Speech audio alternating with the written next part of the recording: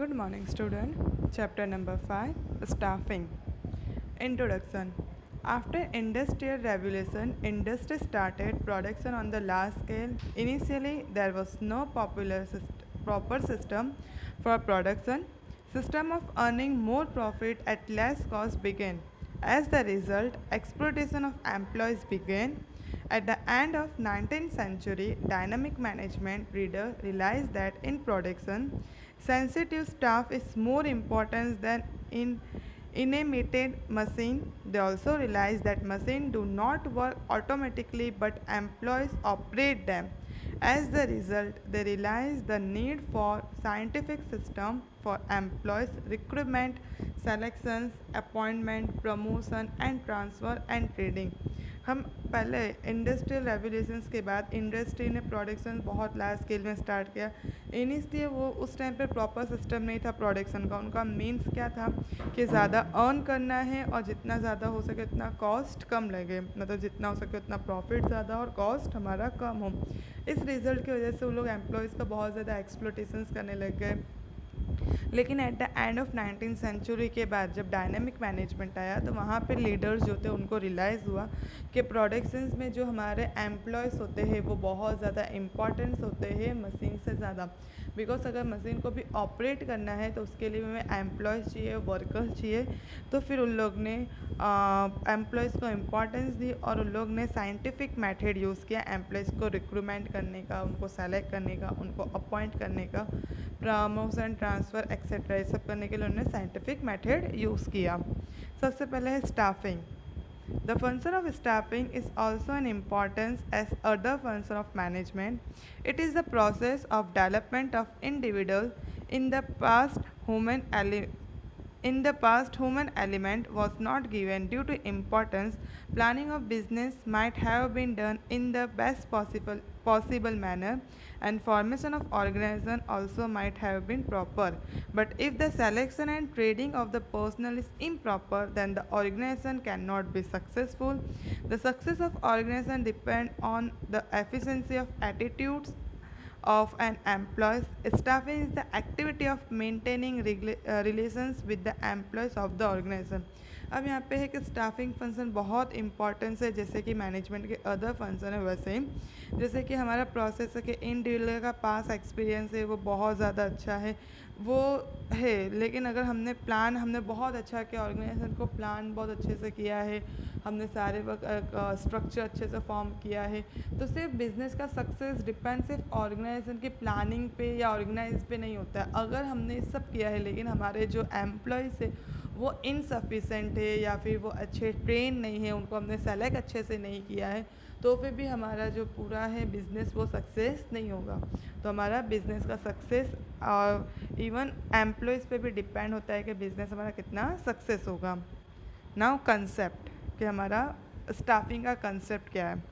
In the ordinary sense also the term staffing is not merely recruitment but also include acquiring employees, training and maintenance them in the organization.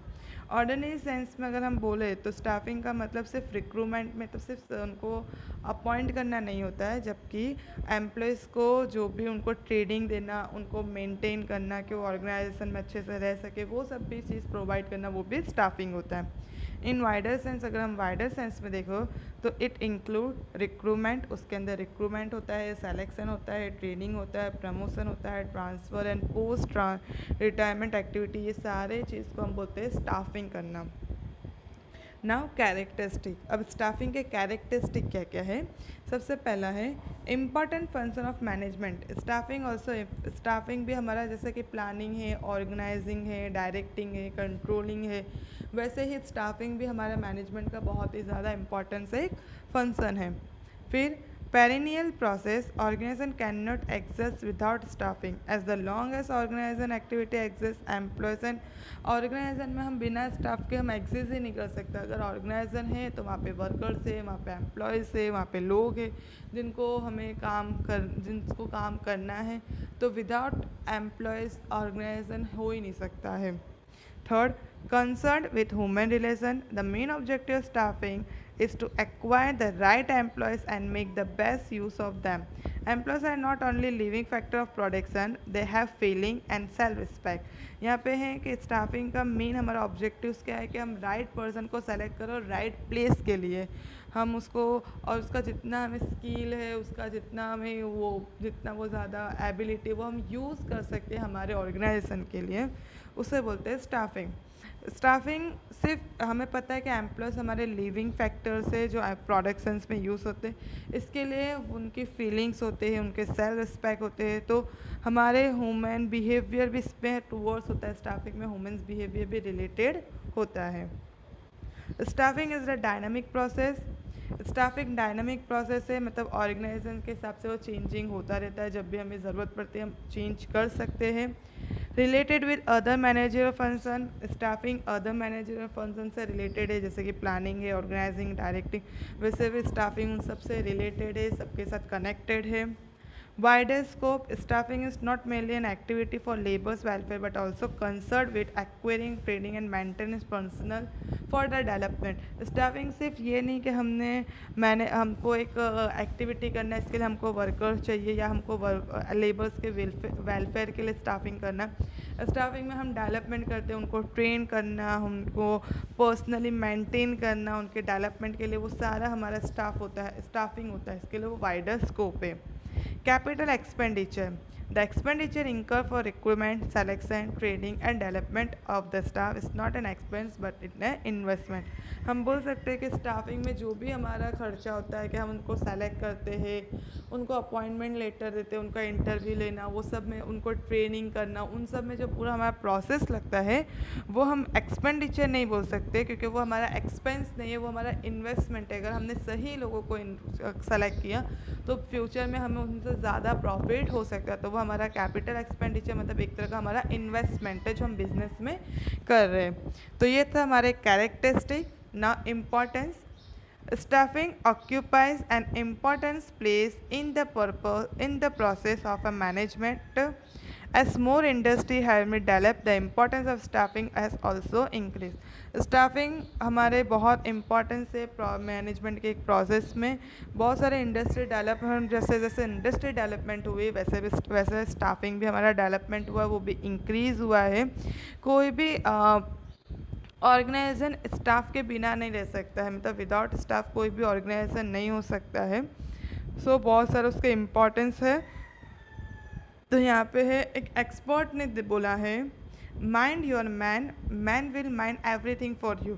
तुम अपने दिमाग से mind your man मतलब अपने एक इंसान को माइंड करो, उसको अपने दिमाग से पूरा सारे इंस्ट्रक्शंस दो उसको। एक को तुम मतलब स्टाफ में अगर एक को तुमने संभाल लिया तो वो इंसान बाकी सबको अपने आप संभाल लेगा। तो इसके लिए कहा गया mind your man, man will mind everything for you. अपने दिमाग को माइंड करो और तुम्हारा दिमाग तुम्हारे लिए सब कुछ माइंड कर सकता है। फॉलोइंग पॉइंट्स क्लैरिफाई, अब हमारे कुछ पॉइंट्स है जो हमारे स्टाफिंग के क्लैरिफाई करते हैं इम्पॉर्टेंस। सबसे पहले है driving force. Connected and efficient staff is the driving force of an organization. Only an efficient staff can accomplish the objectives of business along with the other factor of production. के driving force है, सिर्फ एक staff efficient जो staff होगा वो हमारे organisation के लिए बहुत अच्छा ड्राइविंग जैसा फोर्स है, क्योंकि वही है एक जो हमारे गोल्स को, हमारे ऑब्जेक्टिव को अचीव करने में हमारी हेल्प कर सकता है, और साथ में बिजनेस के अदर फैक्टर ऑफ प्रोडक्शन में भी वो हमारी हेल्प कर सकता है। Dynamic activity, staff includes dynamism into business and perform all the activity. Staff हमारा डायनामिक है, मतलब चेंजिंग होता रहता है और वो हर एक्टिविटी परफॉर्म करता है अपने हिसाब से।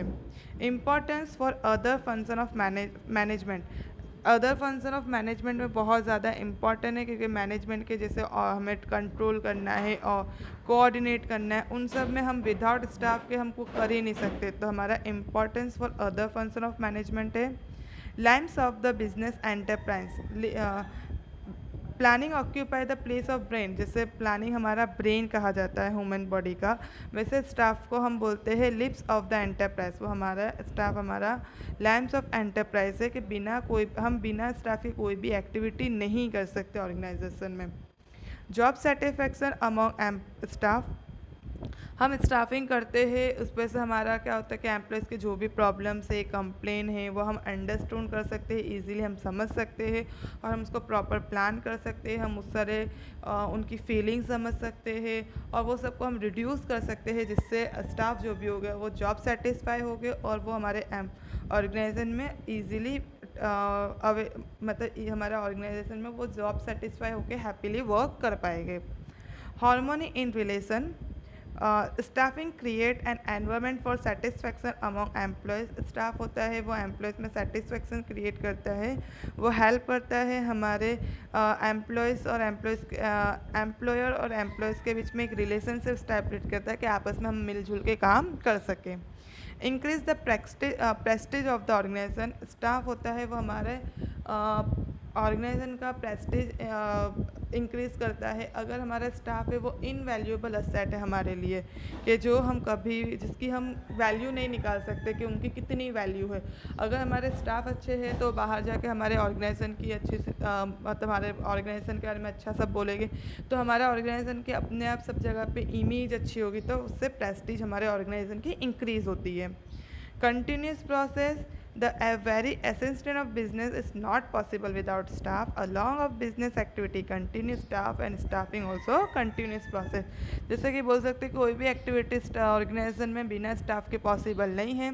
अगर ऑर्गेनाइजेशन कंटिन्यू है वो जब तक चलेगा तब तक स्टाफिंग भी कंटिन्यू होता रहेगा, वहाँ पे बिना स्टाफ के ऑर्गेनाइजेशन नहीं वर्क कर सकता। Now, staffing is as the part of human resource management.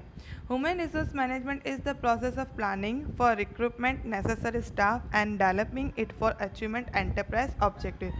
Human resource management का मतलब होता है वो process of planning है जहाँ पे हम necessary staff को recruitment करते हैं, उनका development करते हैं कि हम business के enterprise को achieve कर सकें, वो होता है हमारा human resource management.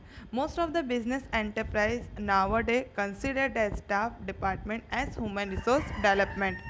Generally, staffing include recruitment, selection, and training. It also include materialized facilities, progressive wages system, and employees' welfare, while human resource management includes growth and development of personnel. बहुत सारे अब आजकल के business enterprise होते हैं जो हमारे staff को ह्यूमन रिसोर्स डेवलपमेंट के HRD डिपार्टमेंट में कंसीडर करते हैं। स्टाफिंग में सिर्फ रिक्रूटमेंट, सेलेक्शन, ट्रेनिंग नहीं होता है। स्टाफिंग में उनका वेजेस सिस्टम हो गया, एम्प्लॉयज़ का वेलफेयर हो गया, उनको ह्यूमन रिसोर्स को मैनेजमेंट करने हो गया, उनका ग्रोथ है, उनका डेवलपमेंट है, वो सारा भी हमारा स्टाफिंग में इंक्लूड्स होता है। इसके लिए हम स्टाफिंग को ह्यूमन रिसोर्स मैनेजमेंट में बोला जाता है। और ह्यूमन रिसोर्स मैनेजमेंट को डिवाइड किया है 2 पार्ट में। एक होता है concern with man power planning और सेकेंड है concerned with compensation and development of staffing. सबसे पहले हमारा concerned with man power planning, to plan for recruitment staff in organisation and increase the staff through new appointment. हमें man power planning करना है। अगर हमें नए प्लान है, स्टाफ है ऑर्गेनाइजेशन में इंक्रीज़ करना है तो हमें नए अपॉइंटमेंट करना चाहिए according to the time and situation. अगर नेसेसरी हमें लगता है कि हमें स्टाफ को रिड्यूस करना है तो टाइम के हिसाब से हमें स्टाफ रिड्यूस करना है। तो ये हम क्या कर रहे हैं, मेन पावर प्लानिंग, मतलब इंसानों के बारे में प्लानिंग करें कि हमको ज़रूरत है तो हम अपॉइंट कर रहे हैं। अगर हमें लगता है कि हमारे पास काम नहीं है और हमारा स्टाफ बहुत ज़्यादा है तो according to the time and circumstances के हिसाब से हमने स्टाफ को रिडक्शन किया है। एप्रोरिएट प्लेसमेंट, हमने एप्रोरिएट प्लेसमेंट किया है, जिसकी जो राइट प्लेस है वहाँ पे हमने स्टाफ को प्लेसमेंट किया है। To keep the staff constantly active, हमारे स्टाफ को हमने हमेशा एक्टिव रखा है। इसके लिए उनको जितनी भी नॉलेज प्रोवाइड करनी है हमने उनको नॉलेज दिया, हमने उनको ट्रेन किया है। तो ये सारा हमारा क्या है कि मैन पावर प्लानिंग, हमने हमारे स्टाफ को पूरा प्लान किया कि हमें कितने स्टाफ की ज़रूरत है etcetera. Now concert with compensation and development, अब हमने स्टाफ का डेवलपमेंट और उनके कंपनसेशन के हिसाब से हमने ये किया है। फर्स्ट है to provide work related training to the staff, हमारा जो भी वर्क है उसके रिलेटेड स्टाफ को ट्रेनिंग प्रोवाइड करना अगर ज़रूरी लगता है तो। टू प्रोवाइड्स कंडक्टिव एनवायरनमेंट, उनको अच्छा सा एनवायरनमेंट देना है कि वो आपस में एक दूसरे से कनेक्ट हो सकते हैं, वो अपनी अपॉर्चुनिटी को इम्प्रूव कर सकते हैं और वो अच्छे से अपने वर्क को डन कर सकते हैं। To give proper compensation and benefit, उनको प्रॉपर सैलरी देना, उनको प्रॉपर वेजेस देना जो भी उनकी ज़रूरत होती है उनका बेनिफिट के लिए। To recognise work related problem and find solution, अगर उनको वर्क रिलेटेड कोई भी प्रॉब्लम्स हो रहा है तो उनको आइडेंटिफाई करना और फिर उसका सॉल्यूशन फाइंड करना, ये सारा हमारा क्या था, concerned with compensation and development of staff, हमने डेवलपमेंट ऑफ स्टाफ किया है। अब है process of staffing. According to an industrialisation connected experience creativity and honesty staff is an invaluable asset of business। एक अगर हम इंडस्ट्रियलाइजेशन के हिसाब से देखा जाए तो जो हमारे बहुत एक्सपीरियंस है, क्रिएटिविटी और हॉनेस्ट स्टाफ है, वो हमारे बिजनेस के लिए इनवैल्यूएबल असेट है। Right from an establishment of organisation के एस्टेब्लिश से लेके the function of recruitment of staff is important, मतलब ऑर्गेनाइजेशन को हमने एस्टेब्लिश किया, वहाँ से लेके हमने जो एम्प्लॉयज़ को रिक्रूटमेंट किया है वो हमारे लिए बहुत ज़्यादा इम्पॉर्टेंस होता है, वहाँ तक सब इम्पॉर्टेंस होना चाहिए कि सब राइट होना चाहिए। Recruitment staff should be done on the basis of suitable qualification, skill, knowledge and sincerity. Recruitment अगर हम स्टाफ का कर रहे हैं तो हम उनके क्वालिफिकेशन, स्किल, नॉलेज और सिंसियरिटी सब कुछ देख के करें, not only basis of influence, किसी के इन्फ्लुएंस या करप्शन या नेपोटिज्म के हिसाब से नहीं करके। जबकि हम अगर किसी को रिक्रूटमेंट कर रहे हैं तो हम सामने एम्प्लॉयज़ का क्वालिफिकेशन देखें, उसकी नॉलेज देखें, उसकी सिंसियरिटी देखें और उसके बेसिस पे हम उसको रिक्रूटमेंट करें। As far as the scientific method recruitment adopt किया, साइंटिफिक मेथड तरीके से किया है। रिक्रूटमेंट का मतलब क्या होता है? Recruitment is the continuous process, वो एक कंटिन्यूस प्रोसेस है।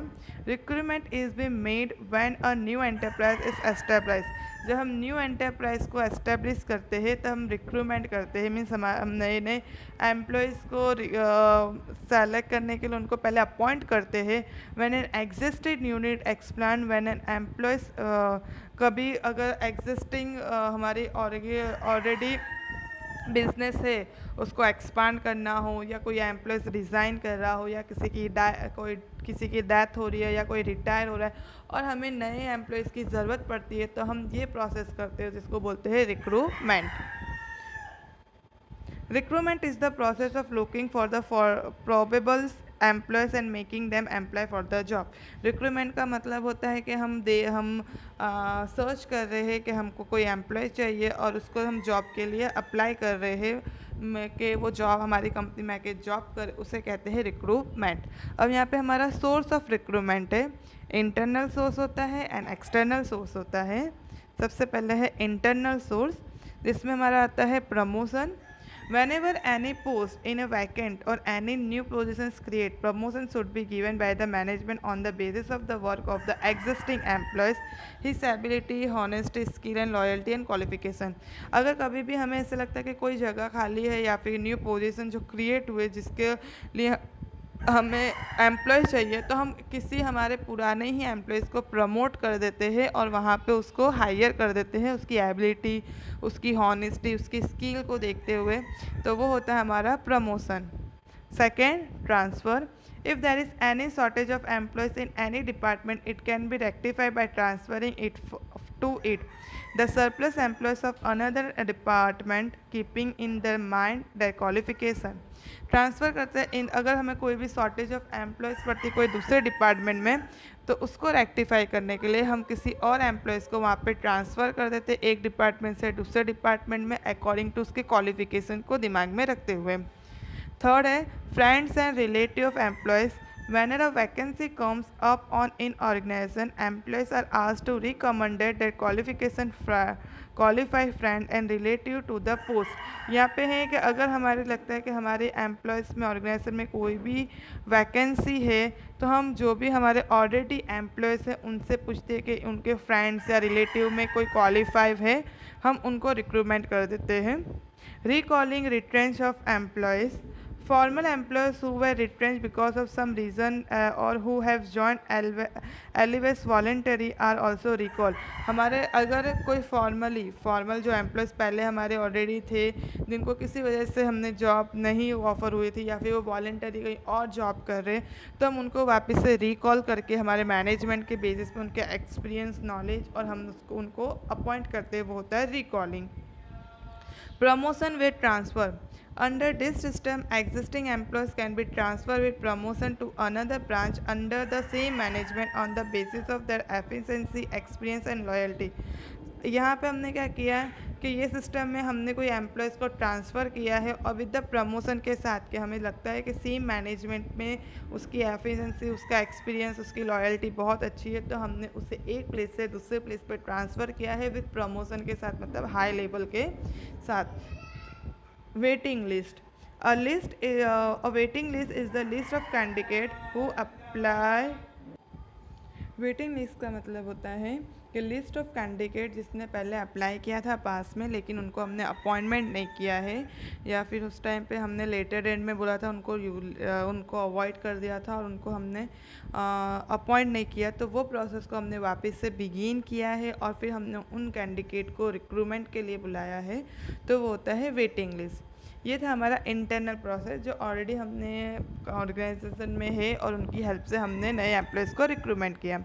अब हमारा होता है एक्सटर्नल सोर्स। सबसे पहले होता है through advertisement is an effective alternative for recruitment. Application are invited through the advertisement in newspaper, business journal, periodical and specific post. हम एडवर्टाइज़ करते हैं, अगर हमें रिक्रूटमेंट करना है इफेक्टिव, तो उसके लिए हम एप्लीकेशंस डालते हैं, इनविटेशन करते हैं, एडवर्टाइज़ करते हैं न्यूज़पेपर में, बिजनेस जर्नल हो गया, या फिर हमने पीरियोडिक या फिर टीवी में, वेबसाइट में हमने एडवर्टाइज़ किया है कि हमारी कंपनी को एम्प्लॉयज़ की ज़रूरत है, कैंडिडेट की ज़रूरत है, और हमने उसके लिए एक वेस राइट कैंडिडेट को हमको सेलेक्ट करने का ये हमारा सबसे बेस्ट मेथड होता है कि हमने पहले एडवर्टाइज़ किया। सेकंड, थ्रू एम्प्लॉयज़ और एक्सचेंज, हम एम्प्लॉयमेंट एक्सचेंज के थ्रू कर सकते हैं। Public and private employees exchange prepare a list of the prospective candidate who are unemployed and search for the job. बहुत सारे पब्लिक होते हैं, प्राइवेट एम्प्लॉयमेंट एक्सचेंज होते हैं जो प्रिपेयर करते हैं एक लिस्ट जिसमें उन सब का नाम होता है जिसमें अनएम्प्लॉयड जो लोग के पास काम नहीं है उन सब के नाम, एड्रेस और पूरी डिटेल्स क्वालिफिकेशन के साथ होती है।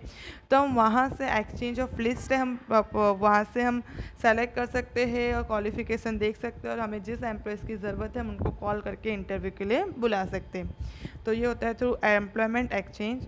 Through educational institute, many enterprise make recruitment by this method in the modern time. बहुत सारे रिक्रूटमेंट होते हैं एंटरप्राइज के ये मॉडर्न टाइम में इस तरीके से होते हैं, जैसे कि टेक्निकल इंस्टीट्यूट है, कॉलेज है, यूनिवर्सिटी, कैंपस, वो लोग रिक्रूटमेंट का प्रोसेस करते हैं। वहाँ पे नॉलेज के हिसाब से ऑर्गेनाइजेशन में जाके उन लोग जॉब के लिए इंटरव्यू लेते हैं, स्टूडेंट को सेलेक्ट करते हैं, फिर उसके बाद उनको हायर करते हैं।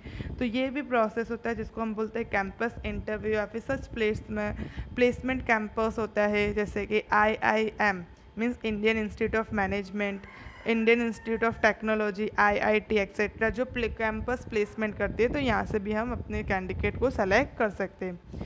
Through trade union, trade union make a list of employees of the organization. Sometime when there is less work or due to any other reason, workers are retrenched due to increase in the workload. Whenever it needed arise more employees, such retrenched work can be recruited with the help of trade union.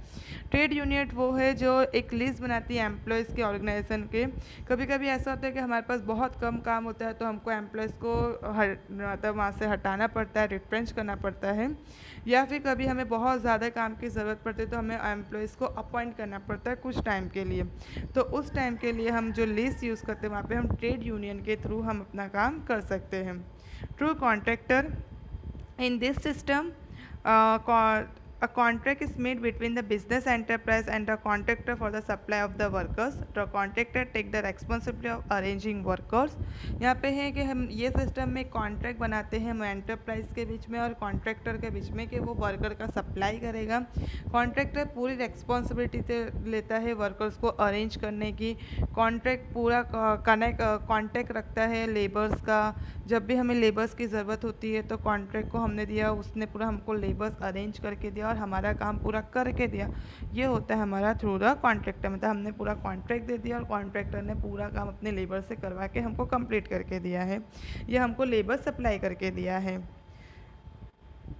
Recruitment at the gate, Workers can be recruitment by the business enterprise by placing notice at the factory gate. Boss ये this method is most suitable for daily wages. अगर daily wages हमको रोज़ के लिए काम की ज़रूरत होती है तो हम रिक्रूटमेंट एट द गेट, मतलब अगर वर्कर्स को ज़रूरत है तो हमने अपने एंटरप्राइज के गेट पे वहाँ पे नोटिस लिखा है कि हमको जॉब की वैकेंसी है, और हमने वहाँ पे एक नोटिस प्लेस की है जिससे कोई भी वो नोटिस पढ़े और वो आके हमको इंटरव्यू दे सके, मीन्स वहाँ पे रिक्रूटमेंट हो सके. Last, modern method. In the modern time, recruitment can be made by the use of internet. Various agencies register the biodata for the prospective candidate for their website. Whenever there is the vacancy, this agency or the business unit can be facilitated to get the required candidate. For this, all the procedures are done online. यहाँ पे बहुत अब modern time में ये है कि बहुत सारा रिक्रूटमेंट ज़्यादा करके यूज़ ऑफ इंटरनेट के यूज़ के हिसाब से होता है. बहुत सारे एजेंसी है जिन लोग ने अपने बायोडाटा और कैंडिडेट को वेबसाइट पे पूरा उन लोग ने क्रिएट करके लिखा है कि उनका बायोडाटा क्या, उनके डिटेल्स, उनके कॉन्टेक्ट नंबर. अब कभी भी वैकेंसी अराइज होती है कोई भी कंपनी को तो वो डायरेक्टली वहाँ से डेटा कलेक्ट करके वो डायरेक्टली लोगों को अपॉइंटमेंट कर सकते हैं रिक्वायर्ड कैंडिडेट को. बट ये पूरा जो भी प्रोसेस होता है वो ऑनलाइन होता है, जैसे कि एप्लीकेशन हो गया, एग्ज़ाम हो गया, अपॉइंटमेंट हो गया, सब कुछ हमारा पूरा ऑनलाइन होता है, जिससे बेनिफिट मैक्सिमम बेनिफिट हो सके. हम कंप्यूटर इंटरनेट को यूज़ कर सकते हैं, और ये मेथड आजकल के रिक्रूटमेंट को स्किल एम्प्लॉयज़ के लिए बहुत ही बेस्ट रिक्रूटमेंट का प्रोसेस होता है. तो ये हो गया हमारा रिक्रूटमेंट प्रोसेस. Thank you.